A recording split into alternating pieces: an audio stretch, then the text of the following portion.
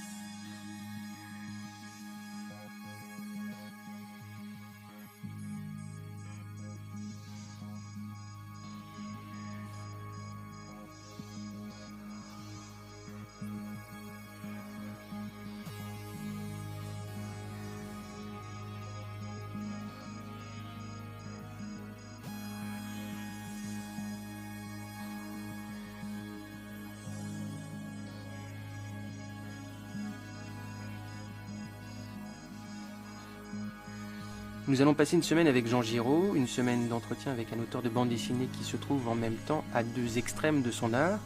Il occupe tout l'espace de sa discipline. Sous son nom d'état civil, il est l'auteur de Blueberry, un western très réaliste, traditionnel, quelque chose de très carré, inscrit dans le temps et dans l'espace. Et sous le pseudonyme de Moebius, il développe une œuvre parallèle, très épurée, onirique, métaphysique, et graphiquement très différente, au point que tout le monde ne sait pas que Giraud et Moebius ne sont qu'une seule et même personne. Oui, moi-même, des fois, je me le demande. Bonjour Jean Giraud. Bonjour. Vous étiez un enfant, vous, qui dessinait. C'était votre identité au milieu des autres enfants. Oui, très vite, j'ai dû m'adapter à cette idée qui était que je pouvais me définir, ou on pouvait me définir comme celui qui dessine. Je me souviens que à la fin de... C'est arrivé quand j'avais 13 ans, assez nettement. Je dessinais avant, mais c'est à l'âge de 13 ans que mes camarades ont commencé à créer cette image et que je l'ai sentie, hein, et que je me suis coulé dans le moule comme étant celui qui dessine. J'étais dans une classe et j'avais un copain qui dessinait aussi, Zopi, qui lui copiait très très bien. Il avait ses fervents admirateurs. La classe était divisée en deux, vous voyez. Ceux qui admiraient les belles copies et puis celles qui admiraient les originaux, les beaux originaux. Mais d'ailleurs, il n'y a pas d'avenir pour les copistes dans notre société, ce qui fait qu'il s'est retrouvé directeur de banque. Vous voyez, ça n'a pas marqué sa vie comme moi, la création a marqué la mienne. Est-ce que ça facilite l'intégration dans un groupe d'enfants d'être comme ça, remarqué? Oui, c'est sûr que d'être une vedette dans sa classe, autour du dessin, peut donner l'impression qu'on est quelqu'un d'important. Et en fait, c'est ce qui s'est passé. J'ai très vite créé un personnage qui était moi, mais qui était en fait une création. Alors évidemment, c'est une création qui finit par être réelle, puisque ce qu'on est, c'est beaucoup ce qu'on croit être. Et c'est sûr que j'ai eu l'impression, enfin en tout cas, je ne sais pas quelle est la partie consciente ou la partie inconsciente, mais j'ai eu l'impression qu'il fallait absolument que j'accepte humblement de me considérer comme génial. Et enfin, génial, c'est-à-dire comme quelqu'un ou quelque chose d'important, dont le point de vue sur le monde compte. Et avec le temps, je me suis aperçu que c'est presque une nécessité pour un artiste de créer cette statue de soi, et puis en même temps de le masquer par une attitude, disons, la plupart du temps bien fabriquée, de modestie. Une fausse modestie alors? Ben, c'est une attitude pour, disons, qui est assez délicate à mettre en place, qui consiste même très sincèrement à se considérer d'un côté comme unique et précieux, et puis d'un autre côté, dans la foulée et dans la continuité, de se considérer comme étant normal et ordinaire, c'est-à-dire un être humain au milieu de tous les autres. Vous voyez, il faut vivre d'une façon un peu contradictoire, avec les deux points de vue. Et en même temps, ce que vous dites, c'est qu'il faut se penser important pour le devenir d'une certaine manière. Oui, parce qu'il y a quand même quelque chose qui est fondateur de l'acte artistique, qui est de considérer que son point de vue a de la valeur. Vous voyez, pas seulement, qu'il a de l'utilité. L'utilité étant synonyme de valeur, hein, mais aussi rareté. La rareté étant également une des conditions de la valeur. Alors, cette rareté, elle doit s'appuyer sur une perception un peu métaphysique. Sinon, on est dans la vanité. Parce que la rareté, la beauté intrinsèque de l'être humain, elle doit être cultivée, mais en même temps, elle doit être un peu, comment je pourrais dire, pas niée, mais il faut pas se laisser envahir par cette perception de soi, sinon on perd la capacité disons, à communiquer avec les autres. On devient quelqu'un qui se signale par son opacité, et puis qui s'isole des autres. Mais ce que vous êtes en train de dire, c'est que cette dualité artistique, cette vision de l'artiste, vous commenciez déjà à en avoir certains signes au moment où vous étiez en train de dessiner pour vos camarades de classe. Mais ça a commencé dans la famille, en fait. Vous voyez, j'ai très vite expérimenté vers l'âge de 4 ans. Ma grand-mère, qui était une femme charmante, adorable, merveilleuse, que j'aimais beaucoup, enfin que j'aimais, qui était bonne, qui était une femme très bonne, mais en même temps qui était une femme peu avertie culturellement, je l'ai impressionnée facilement avec mon dessin, vous voyez. Et elle a été mon premier agent. elle a répercuté son étonnement et son admiration vers le reste de la famille. Et moi, j'assistais à ça en gonflant mes plumes, vous voyez. Donc, très vite, j'ai expérimenté cette position. Et tout de suite après, disons, une séance de glorification, il fallait que j'aille m'essuyer le nez. Parce que j'étais qu'un gamin qu'on doit dresser, hein, entre guillemets, bien sûr. Au fond, l'artiste est quelqu'un qui cultive ce schéma toute sa vie. Vous voyez, l'artiste doit rester un enfant, un nourrisson, qui est nourri par la société, hein, dans une espèce de luxe bizarre. Et l'artiste doit cultiver d'une façon concomitante un immense orgueil, une prétention sans borne et une humilité totale. Pour revenir à votre enfance, c'était où? Ça se passait où? C'était quand? À Fontenay-sous-Bois, dans la banlieue est, dans une banlieue qui était vraiment merveilleuse à l'époque. Mais mes grands-parents avaient dû quitter la campagne de la Somme après la guerre de 14. Et puis ils avaient transporté au fond leur culture et leur agriculture dans le milieu urbain en faisant des jardins, en participant à une espèce de société de primeurs. Enfin, on cultivait beaucoup. À Fontenay-sous-Bois, il y avait beaucoup de vergers. Il y avait des arbres partout. Il y avait des poiriers, des pommiers, des pêchers. C'était merveilleux. Il y avait des poules et des lapins dans toutes les maisons. C'était très curieux. Et puis bon, après la guerre de 40, tout ça a peu à peu périclité. Et là maintenant, tout a été bétonné, quoi. À cette époque-là, vous lisiez déjà de la bande dessinée? Ah, oui, bien sûr, mais d'une façon modeste. Hein. Il y avait la guerre. La guerre avait beaucoup diminué l'approvisionnement en papier, en lecture. Mais dès la libération, dès 45-46, ça a été une explosion culturelle, en tout cas dans le milieu enfantin, avec l'arrivée de véritables duels pour la prise en charge ou la conquête des esprits enfantins entre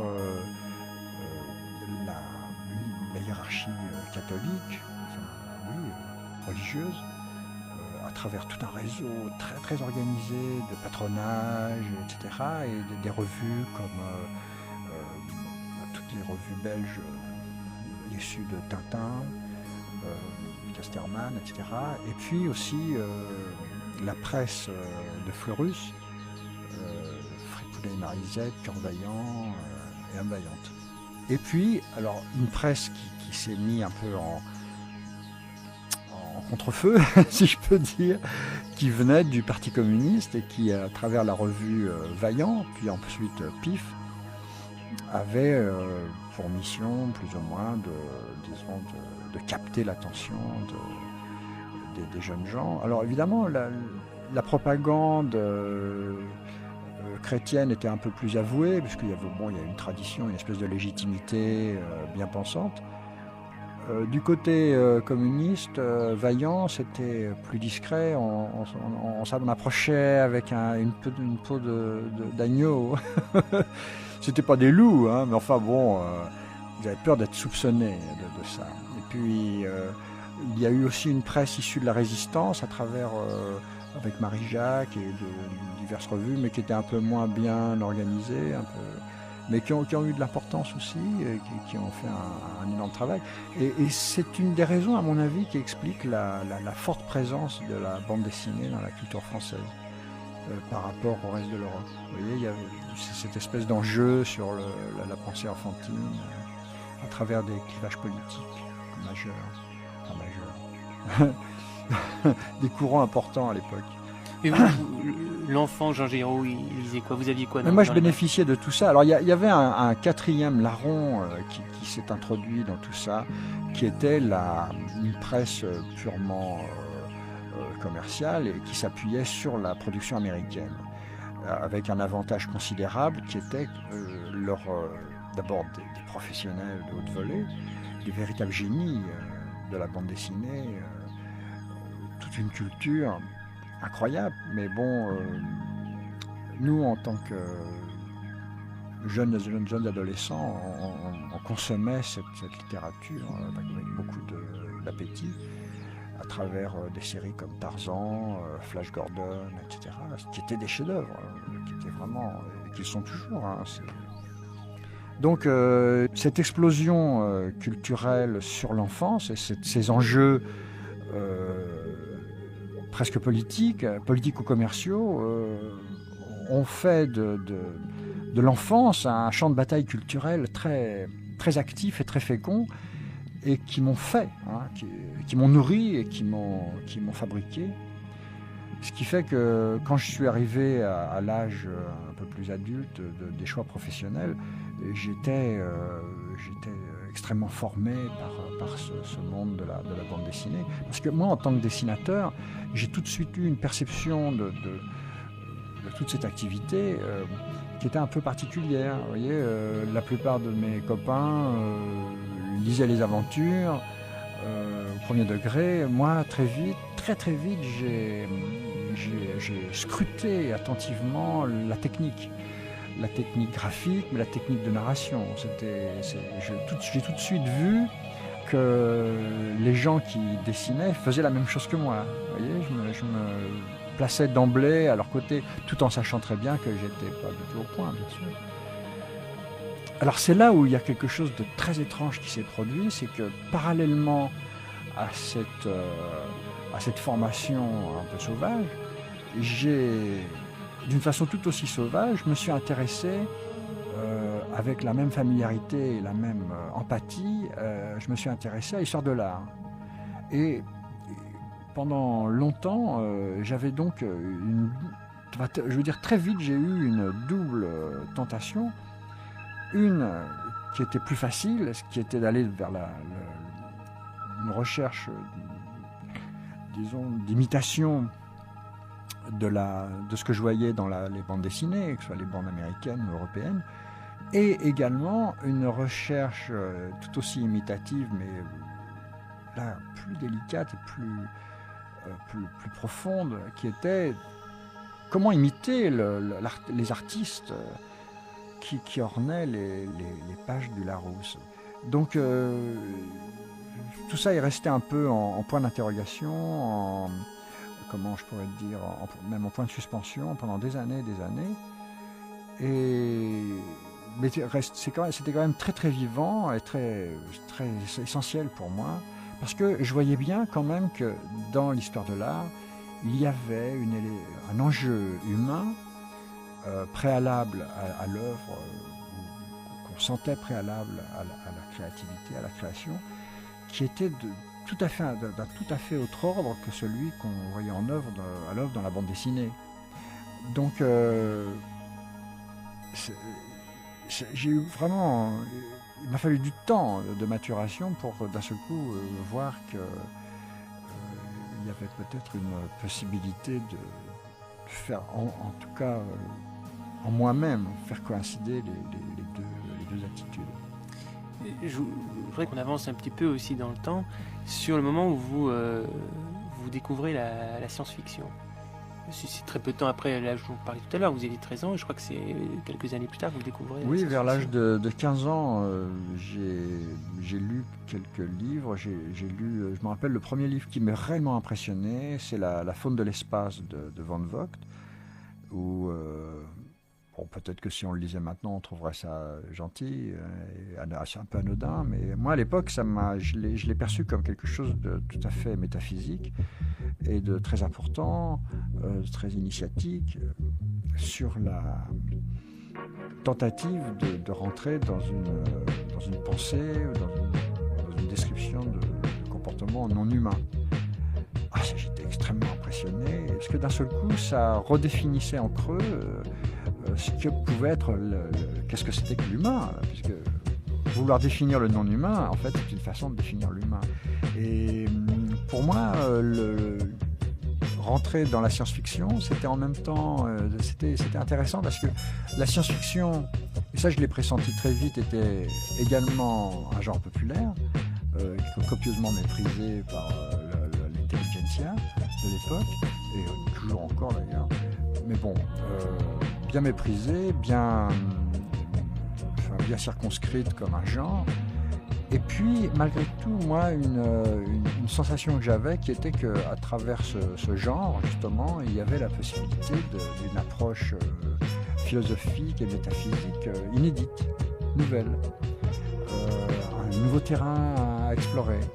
Et surtout un terrain que je pouvais explorer sans être gêné par mes lacunes culturelles, parce qu'il faut quand même reconnaître que je dois avouer à tout le monde, pas à France Culture, que je suis quelqu'un sans culture.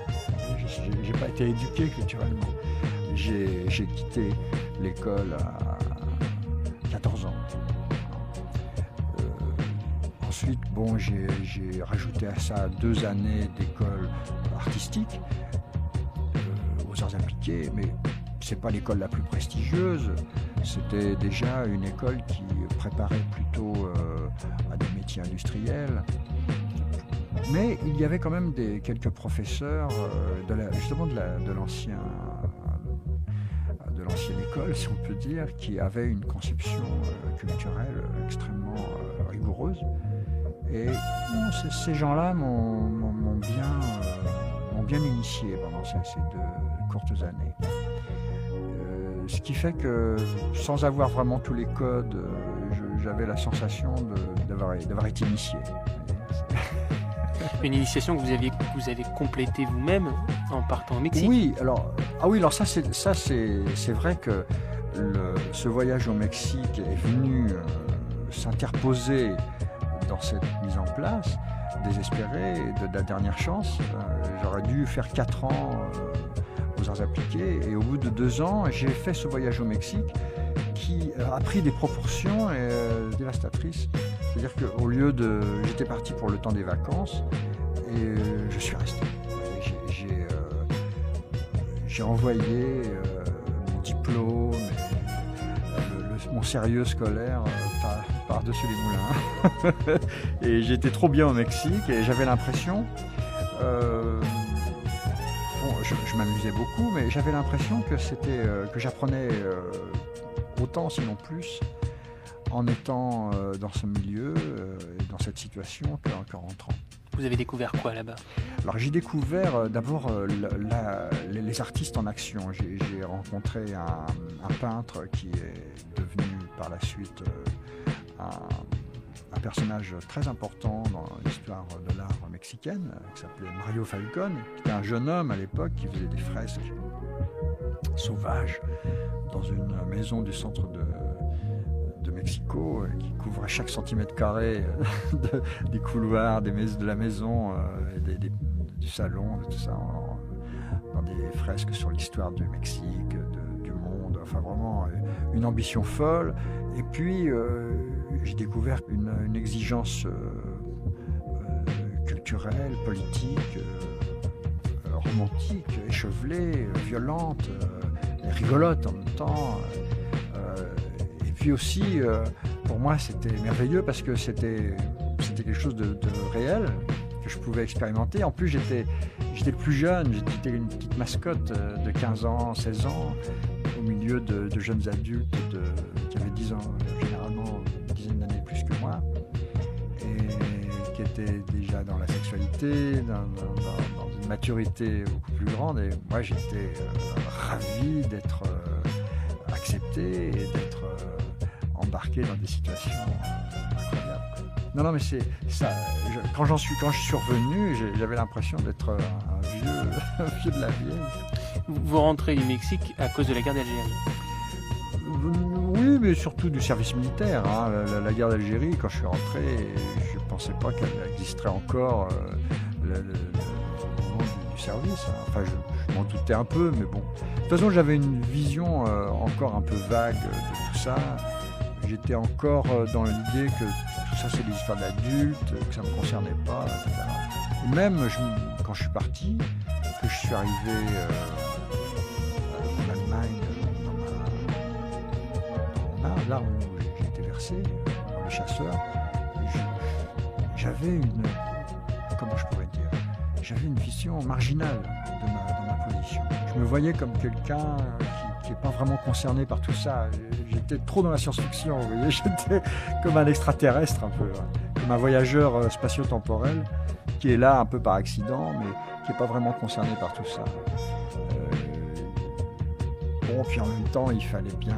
C'est toujours cette espèce de paradoxe, d'ambigu, que j'ai toujours un peu vécu, qu'on retrouve à travers les choix de signature J.R. Moebius, sur une œuvre comme ça qui joue sur deux plans. Mais cette ubiquité obligatoire, je l'ai vraiment vécu tout le temps à travers une position d'artiste qui est témoin, jusqu'à être témoin de soi-même, vous voyez. Et puis, en même temps, bon, on ne peut pas s'empêcher non plus d'être acteur, sinon on est dans l'impossibilité de survivre.